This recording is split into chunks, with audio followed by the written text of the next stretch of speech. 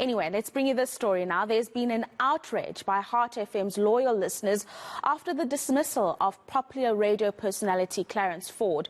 Now, Ford is leaving the station after 24 years, citing various issues. We've got Minique Mortlock, who's following that story for us and joins us for an update. We've mentioned that he was dismissed after citing various issues. Talk us through what are some of those issues that he cited before he was eventually dismissed. Now, Clarence Ford, as you mentioned, has been really an institution at Heart FM for the last 24 years, serving as a radio DJ, and he's become a popular figure in and around not only Cape Town but abroad as well, with thousands of listeners listening to his show every day, and especially on a Sunday, that popular show Me Time with Clarence Ford. Now, over the weekend, he spoke to the Weekend August, where he spoke about his decision to leave Heart FM due to alleged bullying by management, and he said that he simply couldn't take it anymore, and it's for this reason that he was going to leave in February.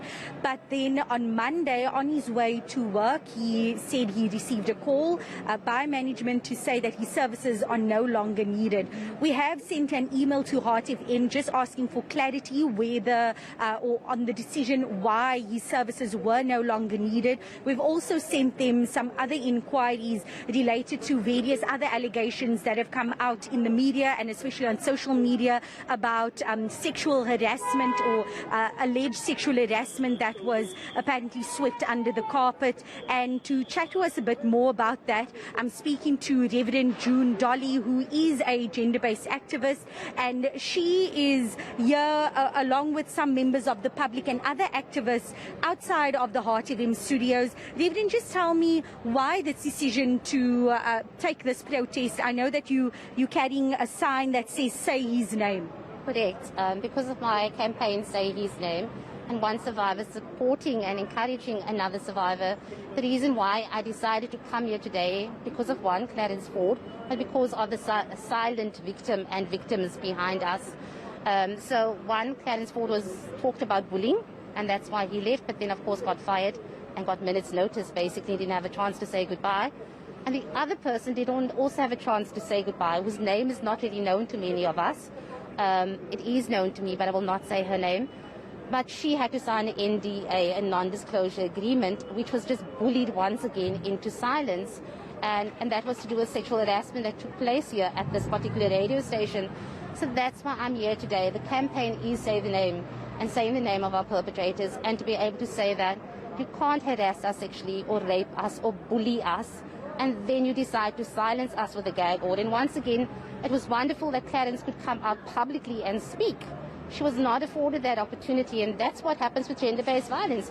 You are not afforded that opportunity, so they silence you, they gag you, they NDA you, and you suffer in that silence. So I came here today to be her voice, to be the voice of both Clarence as well as this victim and the other victims who are still working here. Thank you very much. And just to bring it to you, Celestia, your reason for being here, similar to the Reverend's, tell me, what are you hoping this protest and others like it that are also planned for the coming days will achieve? I'm hoping that what will be achieved is that this perpetrator will be fired and will be totally done and out of the media world, because we need safe spaces. The media is our voice. The media is the voice for the voiceless. And how can we often be silent? They rape us, they molest us, they arrest us, they bully us, and then they silence us by shouting constitutional right. And that is not on. Thank you very much. There you heard it from two gender-based activists, gender-based violence activists, who are here in front of the Heart FM studios, calling out that motto of "Say His Name," calling on Heart FM to say the name of the alleged perpetrator that allegedly sexually harassed an employee here at Heart FM. And we are hoping to hear from Heart FM a little later today, if not sooner than that. We have sent them a an email and will be following up. I did go inside the building to see if there's anyone who would be able to speak to us, but security informed me no one was available. Thank you very much, Minique Mortlock, tracking that story around a dismissed radio personality who was speaking out against many injustices that are experienced by himself and by some of his other colleagues. Let's